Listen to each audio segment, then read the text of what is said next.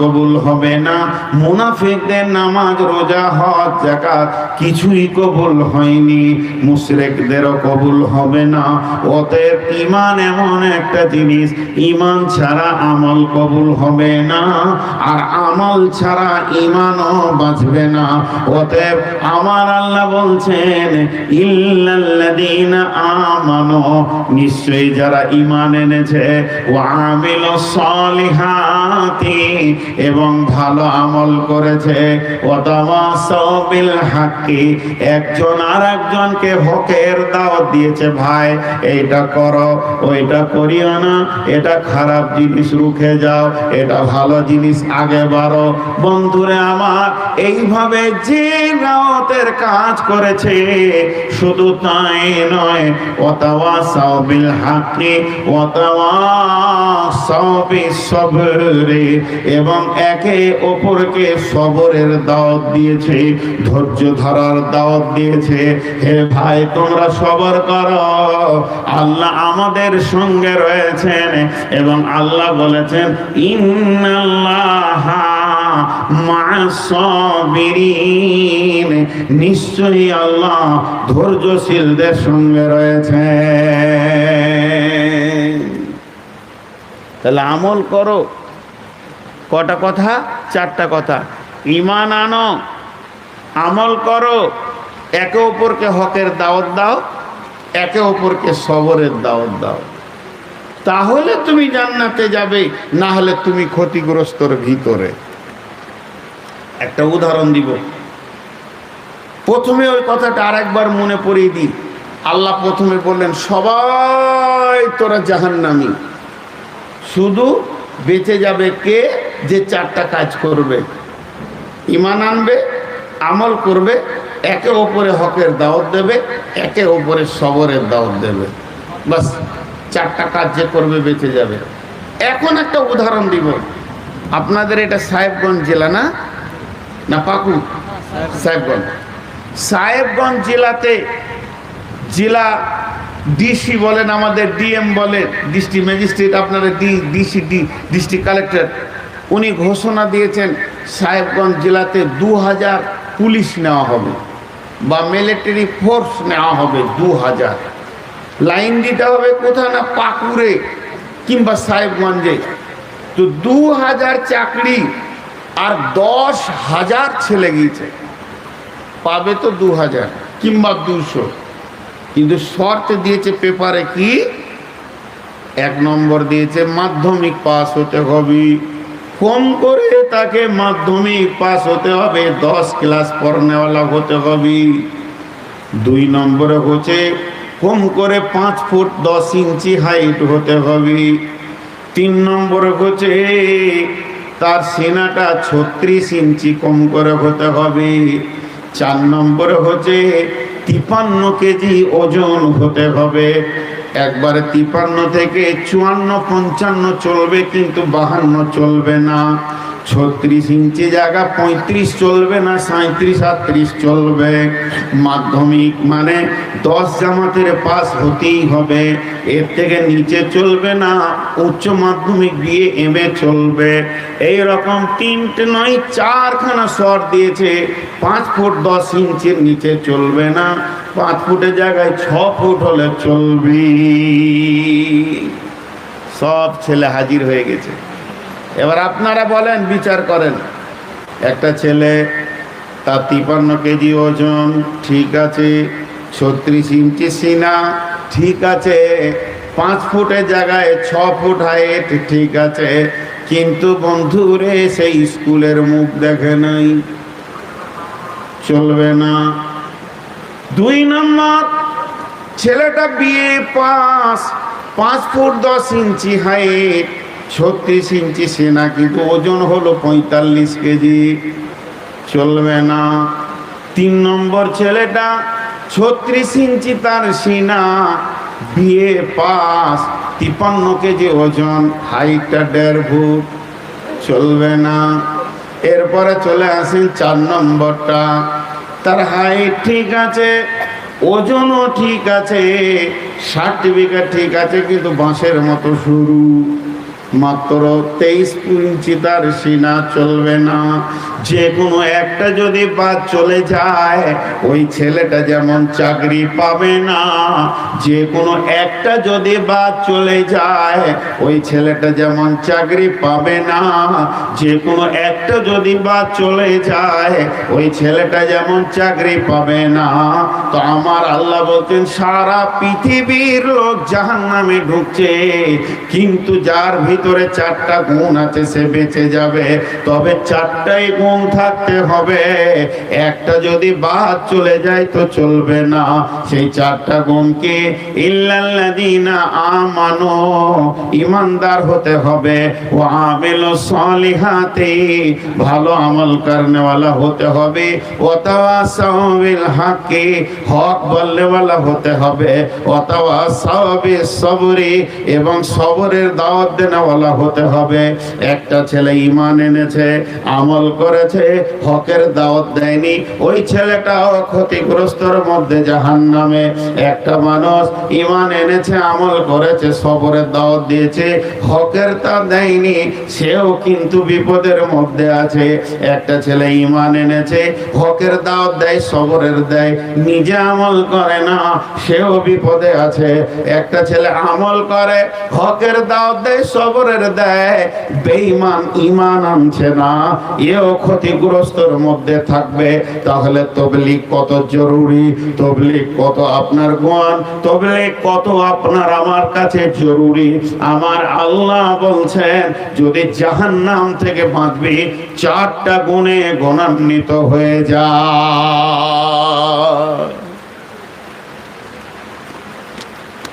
হায় আল্লাহ,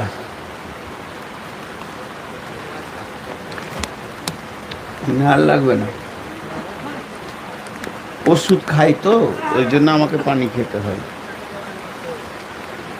তো মাইক কেটে গেল নাকি? হ্যাঁ হ্যাঁ কেটে গেছে, মাইক কেটে গেছে, আমি বলছি কেটেছে।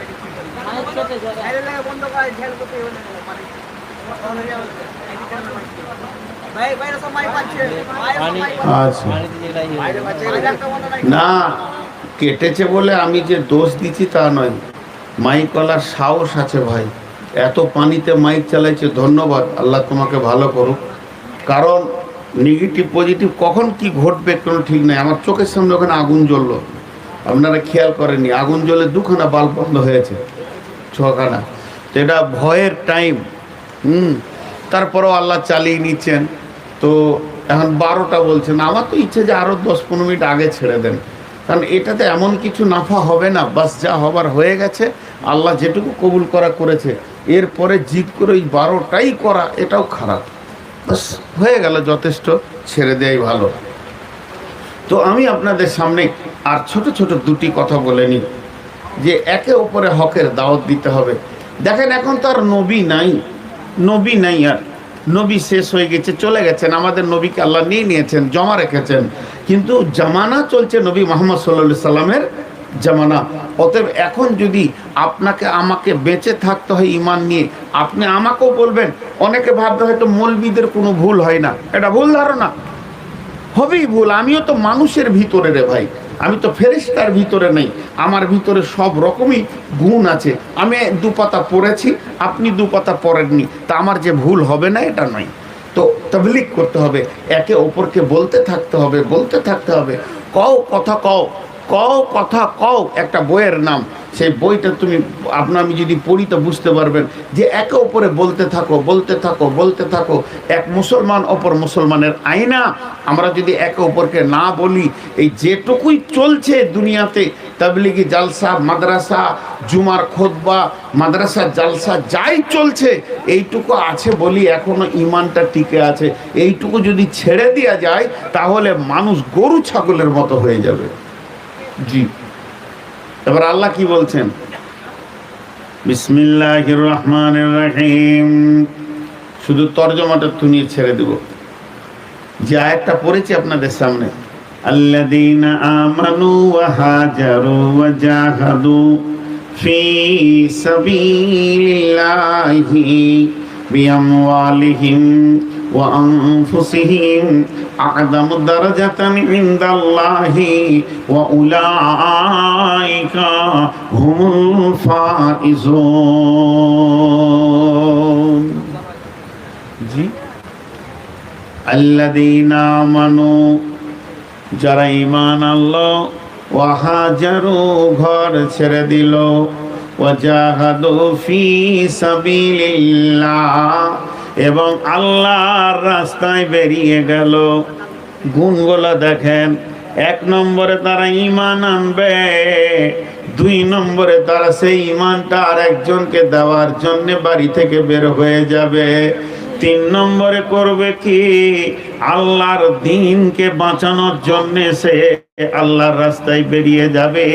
বিআমওয়ালিহিম ওয়া আনফুসিহিম, নিজের জানকে নেবে আর নিজের মালকে নিয়ে আল্লাহর জমিনে সে দাওয়াতে বেরিয়ে যাবি।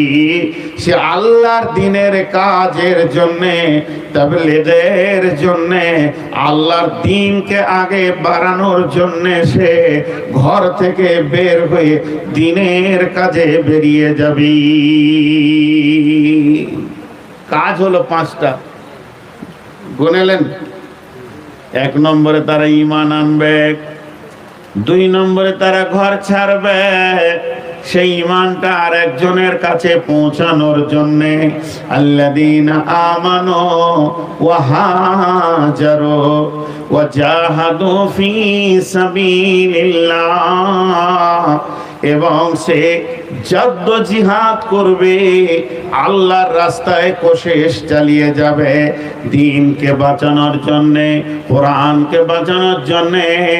গ্রামের ভিতরে সুন্নত চালু হবে, বিদআত চলে যাবে, তৌহিদ আসবে, শিরক চলে যাবে। এই রকম চিন্তা ভাবনা নিয়ে যে বের হয়ে যাবে আল্লাহর রাস্তায়, ওয়া জাহাদু ফি সাবিলিল্লাহি বিআমওয়ালিহিম, নিজের মালকে নিয়ে বের হবে, ওয়া আনফুসিহিম, এবং নিজের জানকে নিয়ে বের হয়ে যাবে। জান মাল নিয়ে আল্লাহর রাস্তায় যে লোকটা জিহাদ করতে বেরিয়ে যাবে, তো আমার আল্লাহ বলছেন আ'যামু দারাজাতান ইনদাল্লাহ, তার ইজ্জত আল্লাহর কাছে বেড়ে যাবি।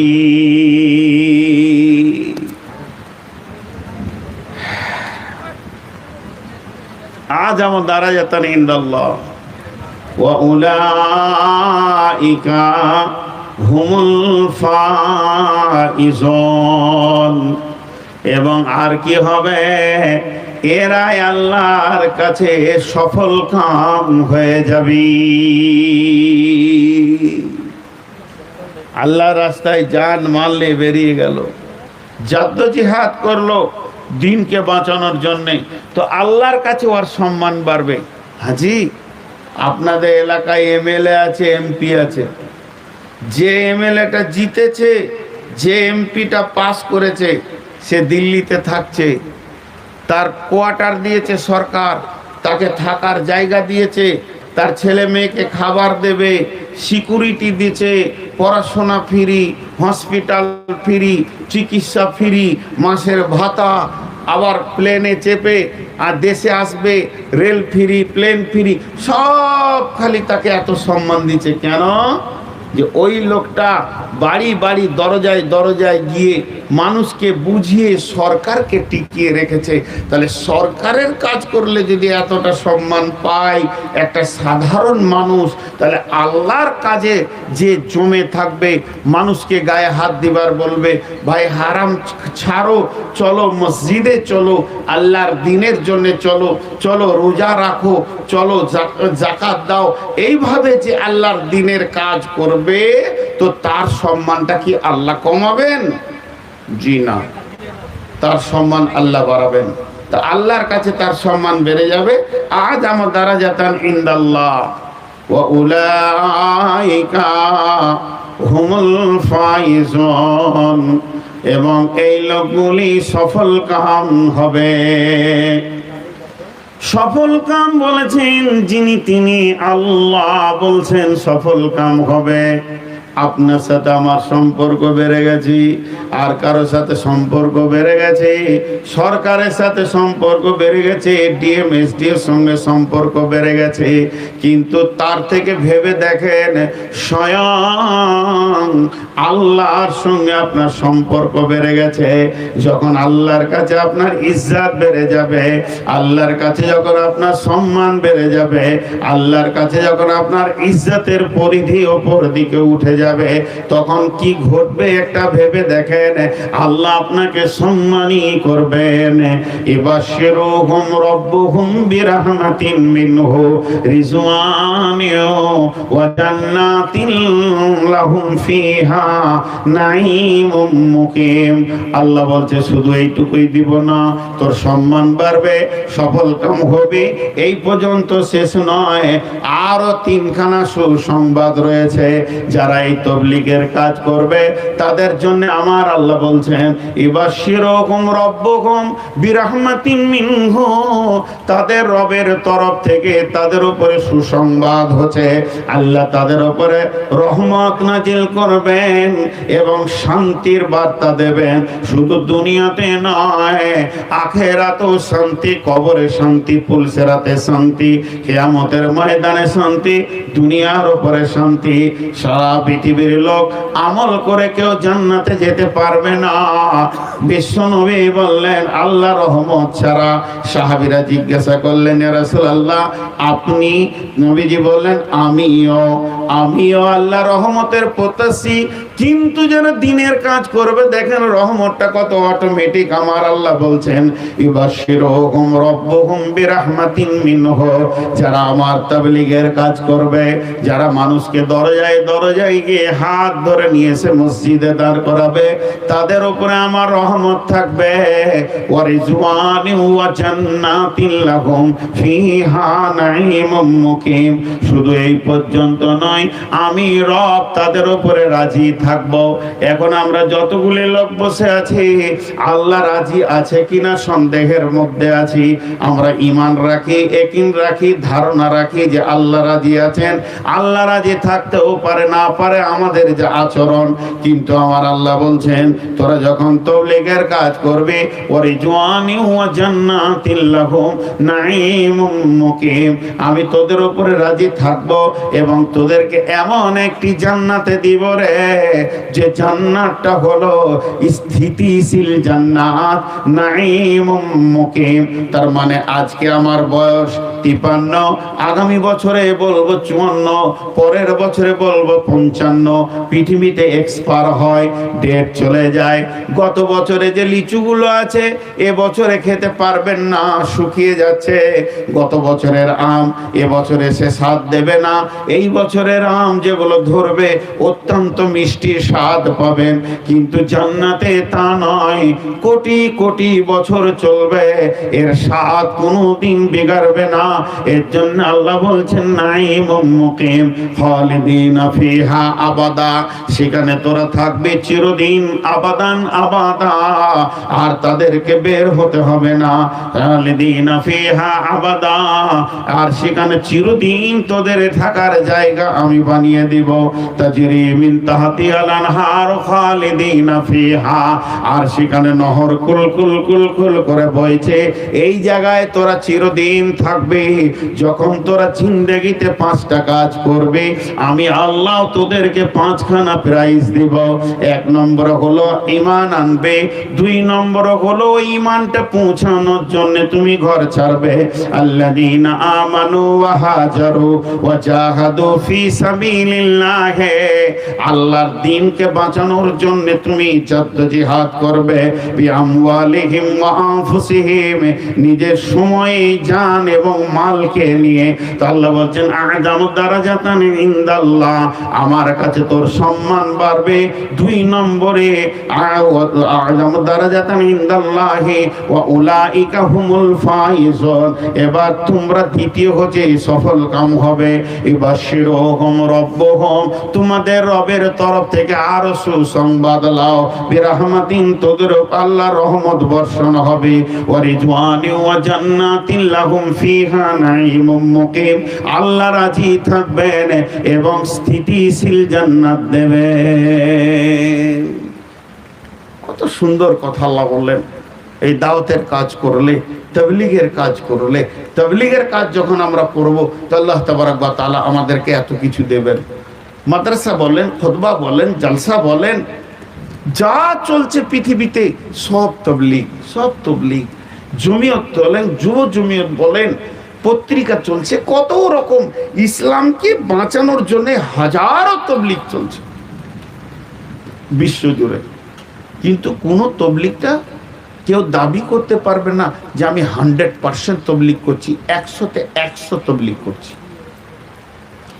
কেউ দাবি করতে পারবে না, না জমিয়ত পারবে, না তাবলীগওয়ালারা পারবে, না যুব জমিয়ত পারবে, না পত্রিকাওয়ালা পারবে, না মাদ্রাসাওয়ালা পারবে।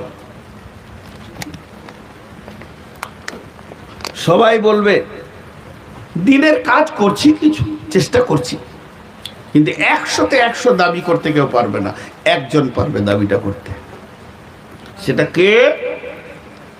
যে আজান দেয়, আল্লাহু আকবার, আল্লাহু আকবার।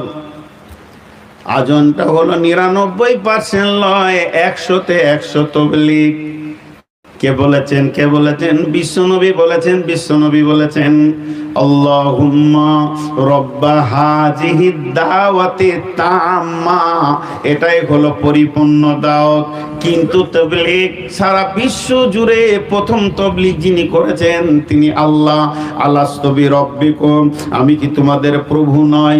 এরপরে দ্বিতীয় তাবলীগ, যখন আমরা পৃথিবীর বুকে জন্ম নিয়েছি কানে আজান পড়েছে, এটাও হলো তাবলীগ। নামাজ তো 7 বছর পর শুরু হবে, কিন্তু তাবলীগটা এত গুরুত্ব। বিশ্বনবী বলছেন সন্তান জন্ম নিয়েছে, ওর কানে আজান দিয়ে দাও।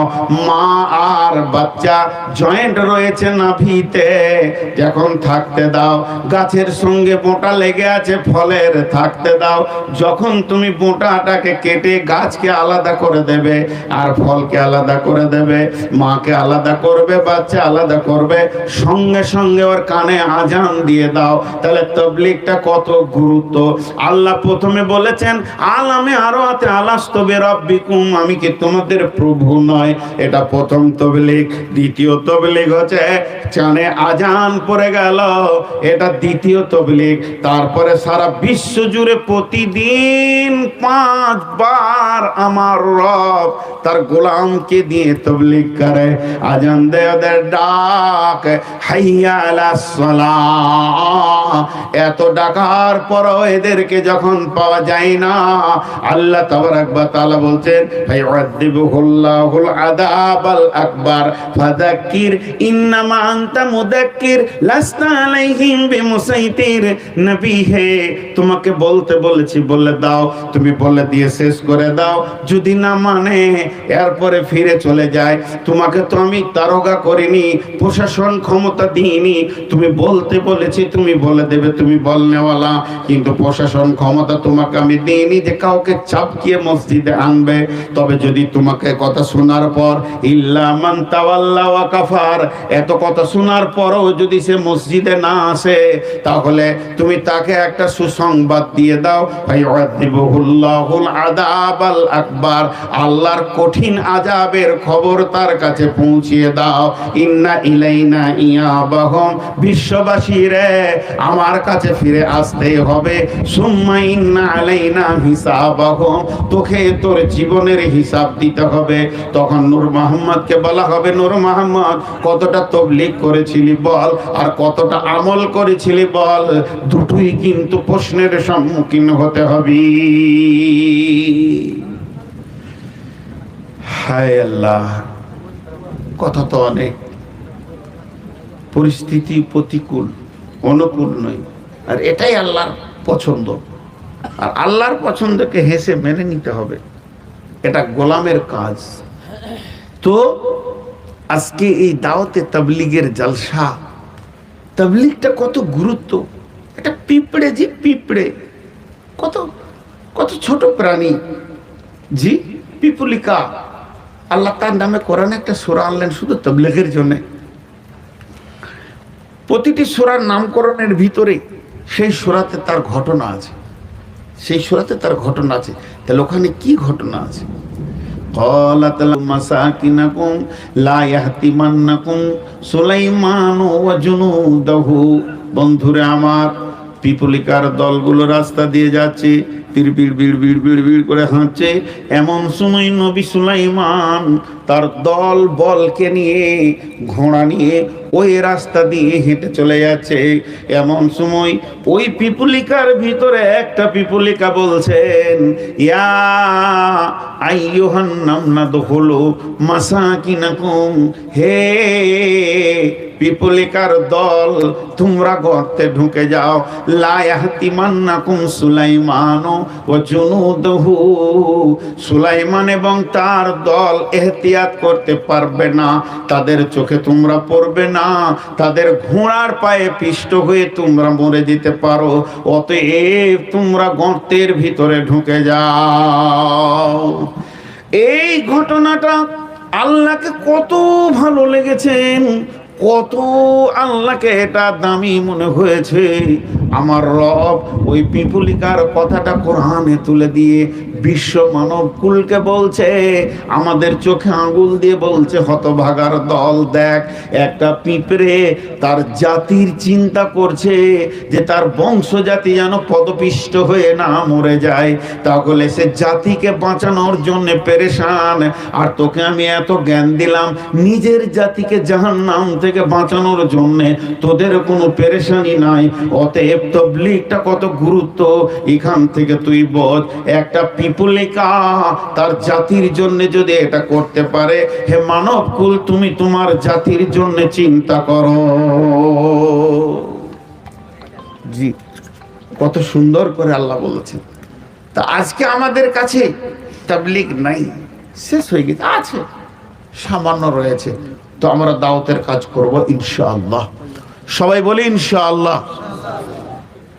এখন একটা কথা ছোট করে বলে আমি আজকের মতো সমাপনী দিব, বেশি লম্বা ধরবো না। সভাপতি আছেন, দুটো কথা বলবেন।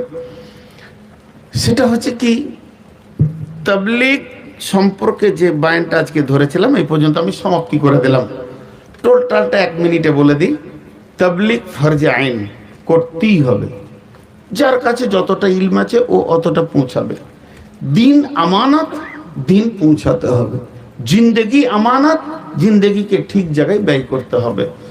তো সম্পদ ও আমানত, মুমিনের সম্পদ আল্লাহ, আল্লাহ কিনে নিয়েছেন। অতএব এই আমানতের খেয়ানতিগুলো যেন না হয়। ইমাম আহমদ বিন হাম্বল একটা কথা বলেছেন, কত বড় কথা, যে সারা পৃথিবীর কোনো কোণে যদি কোনো একটা লোক বেকালমা হয়ে মারা যায় বিনা দাওয়াতে, সারা পৃথিবীর কোনো কোণে কোনো একটা লোক বেকালমা হয়ে মারা গেল বিনা দাওয়াতে, তার কাছে তাবলীগ পৌঁছায়নি, তাহলে তার গুনাহটা সারা পৃথিবীর মানুষকে ভাগ করে দেয়া হবে। কেন তোমরা পৌঁছাওনি? এর জন্যই তো জাকির নায়কের জন্য দোয়া করি যে আল্লাহ তার হায়াত দারাজ করুন, এবং আল্লাহ তাকে দিয়ে যে কাজ নিয়েছে, টিভিতে ঘরে ঘরে তাবলীগ পৌঁছে গেছে, মানুষ অনেক নাজাতের রাস্তা পাবে। তো আমরা তাবলীগের কাজ করব ইনশাআল্লাহ। এখন একটা কথা 5 মিনিটের জন্য বলে ছেড়ে দিব। সামনে তত্তর করে এগিয়ে আসছে আমাদের কাছে আর মাত্র কয়েকটা দিন। আজকে সোমবার হয়ে গেল, মঙ্গল, বুধ, বৃহস্পতি, 3 দিন মাঝে আছে। সামনে চলে আসছে শুক্রবার থেকে রমজান। রমজানের জন্য রাসূলুল্লাহ সাল্লাল্লাহু আলাইহি ওয়াসাল্লাম 6 মাস আগে থেকে তৈরি হতেন, রেডি হতেন, দোয়া করতেন, এই আল্লাহ তুমি আমাকে রমজানে বাঁচিয়ে রেখে ঠিক ঠিক রোজা রাখার তৌফিক দাও। তো আমরাও সামনে রমজানে সকলে রোজা রাখবো ইনশাআল্লাহ। একটা রোজা পাওয়া একটা সৌভাগ্য, যে আমি আমার গুনহার মাফের একটা জারিয়া পেয়ে যাচ্ছি, একটা রাস্তা পেয়ে যাচ্ছি, একটা বাহানা পেয়ে যাচ্ছি। ভাইরা আমার, এই রোজাটা আমাদের উপরে ফরজ করা হয়েছে।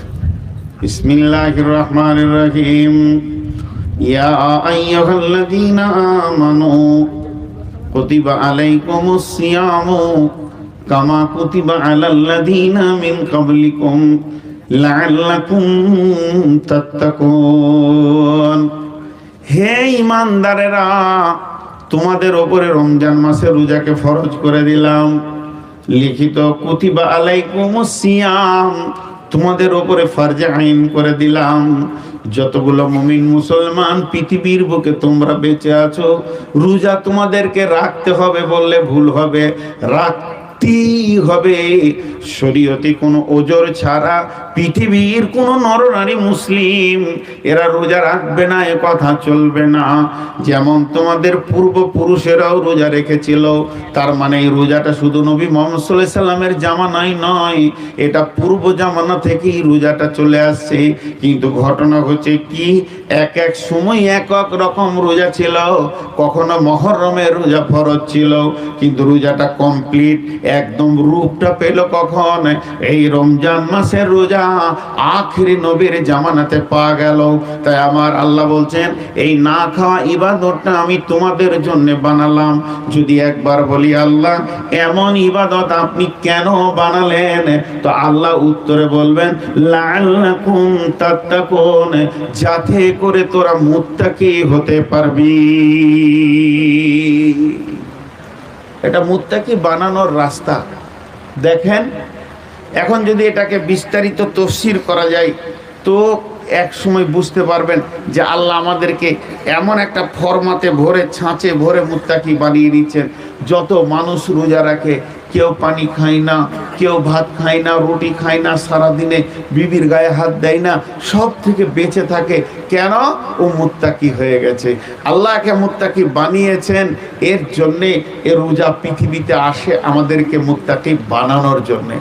বিশ্বনবী বলছেন, মান সামা রমাজানা ঈমানান ওয়া ইহতিসাবা গুফিরা লাহু মা তাকাদ্দামা মিন জামবি ওয়া মান কামা কিয়ামাল লাইলি ঈমানান ওয়া ইহতিসাবা গুফিরা লাহু মা তাকাদ্দামা মিন জামবি। আবার কোথাও আছে ওয়া মান কামা কিয়ামাল লাইলাতুল কদরি মা তাকাদ্দামা মিন জামবি ঈমানান ওয়া ইহতিসাবা মা তাকাদ্দামা মিন জামবি। আল্লাহর নবী বলছেন, যারা তারাবি নামাজকে পড়লো, তারাবি আর রোজা একই জিনিস, একই মাসে হয় দুটি ইবাদত, একই, এটা ভুল। তারাবি আলাদা, রোজা আলাদা। তারাবি তো তারাবি, রোজা তো রোজা। তারাবি বলে কোনো হাদিস এখনো পাওয়া যাচ্ছে না, ওটাকে লাইলাম সলাতুল লাইল বলা হয়েছে হাদিসের মধ্যে। অতএব বন্ধুরে, সলাতুল লাইল আর সম আলাদা জিনিস, কিন্তু এই মাসে এমন ফজিলত রয়েছে, যারা সলাতুল লাইল পড়বে আল্লাহ রাব্বুল আলামিন তার জীবনের গুনাহগুলিকে ক্ষমা করে দেবেন অনেক গুনার ভিতর থেকে। তারপরে যারা রমজান মাসে রোজাকে ঠিক মতো রাখবে, আল্লাহ তাদের জীবনের গুনাহগুলো মাফ করে দেবেন অনেক গুনাহ থেকে। তারপরে যারা লাইলাতুল কদরে জাগবে, আল্লাহ তাবারক ওয়া তাআলা তাদের জীবনের গুনাহগুলিকে মাফ করে দেবে অনেক গুনাহ থেকে। আমি এই বয়ানটা আবার তুললাম কেন, যে আমি একটা ছোট করে রোজার তবলিগ করতে চাইছি। একজন কবি, সামান্য বাংলা কবি কি বলছে দেখেন, আর লাগবে না। ইসলামেরই সওদানি আসলো আসছে ধরায় রমজান, ভোরের আগে নিয়ত বান্ধ ভুল করো না মুসলমান। ইসলামেরই সওদা নিয়ে আসছে ধরায় রমজান, ভোরের আগে। কি হলো আবার, কে দিতে বলছি কোটা, একটা শব্দ বোঝা যাচ্ছে না। ইসলামেরই সওদা নিয়ে আসলো ধরায় রমজান, ভোরের আগে নিয়ত বন্ধ ভুল করো না মুসলমান। রমজানেরই 30 রোজা মাপ হবে তোর গোনার বোঝা মাসুম শিশুর মতো আল্লাহ জীবন তোমায় করবে দান। ভোরের আগে নিয়ত বান্ধ ভুল করো না মুসলমান। এই মাসেতে একটি রাত্রি শবে কদর নামটি যার হাজার মাসের সেরা সেরা ঘোচাই পাপীর দুঃখ ভার। এই রাতেরই উপাসনা আল্লাহর প্রিয় নজরানা। এই রাতেতেই নাজিল হলো নবীর উপর পাক কোরআন। ভোরের আগে নিয়ত বান্ধ ভুল করো না মুসলমান। বেহেশতেরি 8 দরজা রাইয়ান নামে একটি দ্বার। সেই দ্বারেতে ঢুকবে কেবল যারাই আল্লাহর রোজাদার। রোজাদারের মুখের ঘ্যান মৃগ নাভির খুশবু সমান। তাই তোর এদের এত আদর করেন আল্লাহ রহমান। ভোরের আগে নিয়ত বান্ধ ভুল করো না মুসলমান। রোজাদারের 2টি খুশি, একটি খুশি ইফতারে, অপরটি হয় আল্লাহর দিদার রোজ হাসরের প্রান্তরে। এত সুন্দর মধুর ডাকে যে জন সদা লুকিয়ে থাকে, রোজ হাসরে কাঁদবে সেদিন পাবে না কো আল্লাহর দান।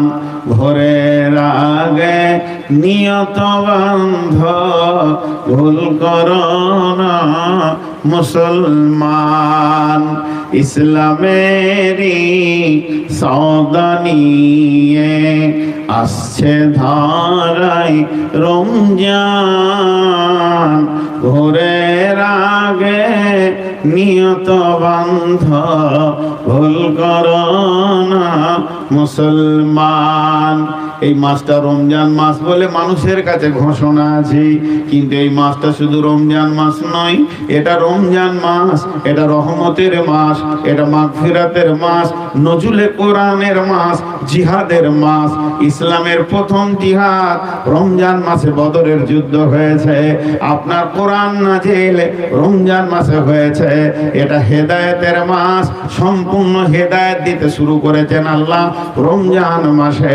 এই মাসটা এত ফজিলত, রহমতের মাস। আল্লাহ গোটা মাসটাতে রহমত নাজিল করেন, আল্লাহ গোটা মাসটাতে ক্ষমার জন্য বানিয়েছেন। ভাইরা আমার, মা আমার, বোন আমার, যারা হতভাগী, যারা কলঙ্কিনী, যাদের বদনসিবে তারাই রোজা রাখে না, যতদূর পারবেন শরীয়তের শর ছাড়া প্রত্যেকটি মুসলমানকে রোজা রাখার দাওয়াত দিলাম। আমরা সকলেই যেন আল্লাহর দ্বীনের একটা স্তম্ভ রমজান মাসের রোজাকে ভালোভাবে রাখতে পারি। তাই বিশ্বনবী বলেছেন যে রমজান মাসের রোজাকে ঈমান আর ইহতিসাবের সঙ্গে রাখবে, আল্লাহ তার জীবনের গুনাহগুলিকে মাফ করে দেবে। অতএব আর মাত্র 2টি দিন, 2 দিনের পরেই আমাদের কাছে রমজান এসে হাজির হয়ে যাচ্ছে। আর আমরা সেই রোজাগুলোকে যেন ঠিকভাবে রাখতে পারি।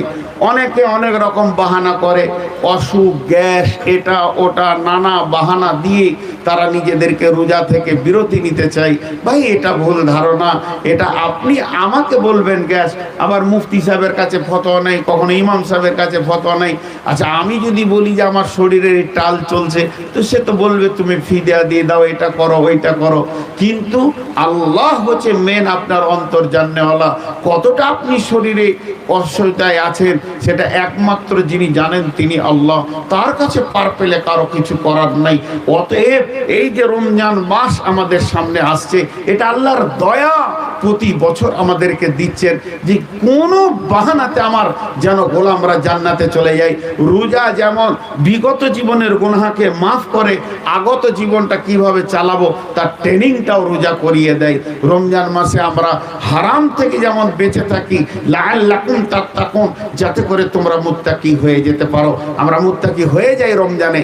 খাবার খাই না, চোখের সামনে কোল্ড ড্রিঙ্কস থাকে, চোখের সামনে চায়ের দোকানে চা বিস্কুট, চোখের সামনে খাবার, বাড়ির ভিতরে শুয়ে আছি, দরজা লাগানো আছে, ফ্রিজের মধ্যে সব খাবার রয়েছে, আপনার আমার জন্য মজুদ রয়েছে, হাঁড়িতে ভাত, মাছ, মাংস, আমি দরজা লাগিয়ে ভিতরে আছি, তারপরও আমি খাই না। একমাত্র আল্লাহর ভয়ে খাই না। রোজা যে রাখে সে আল্লাহর জন্যই রাখে।